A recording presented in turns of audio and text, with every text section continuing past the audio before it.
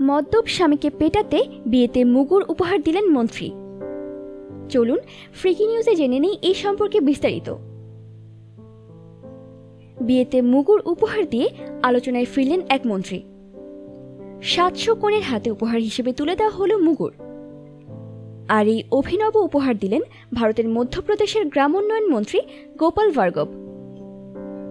আর সেই মুগুরগুলোতে লেখা ছিল, শরাবিয়োকে সুতরা হেতু ভেট, পুলিশ নেহি বলে কি। অর্থাৎ মদ্যপদের পেটাতে এই মুগুর উপহার দেওয়া হলো, পুলিশ হস্তক্ষেপ করবে না।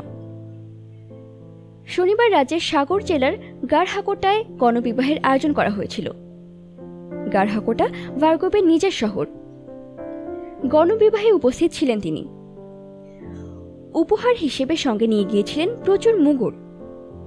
এই উপহার দেওয়ার পেছনে তার যুক্তি, স্বামীরা যদি মদ্যপান করে স্ত্রীর উপর অত্যাচার করে, হেনস্থা করে বা বারবার বলার সত্ত্বেও মদ্যপান ছেড়ে না দেয়, তাহলে এই মুগুর কাজে আসবে। মুগুর দিয়ে পিটিয়ে সোজা পথে নিয়ে আসার জন্য এই উপহার দেওয়া হয়েছে বলে দাবি মন্ত্রীর। কাপড় কাচার জন্য ধোপারা মুগুর ব্যবহার করে থাকেন। এবার এই মুগুর ব্যবহার হবে স্বামীদের ধোলাইয়ের জন্য। ভার্গব আরও জানান, পুলিশ এই ব্যাপারে কোনো হস্তক্ষেপ করবে না। অনেকেই মন্ত্রীর এই উপহারে অবাক হয়ে যান, কিন্তু ভার্গব জানান, প্রায়ই মহিলারা তার কাছে অভিযোগ করেন মদ খেয়ে এসে স্বামীরা তাদের পেটায় এবং অত্যাচার করে। স্বামীরা কাজ করে যা আয় করেন সবটাই মদ খেয়ে উড়িয়ে দেয়।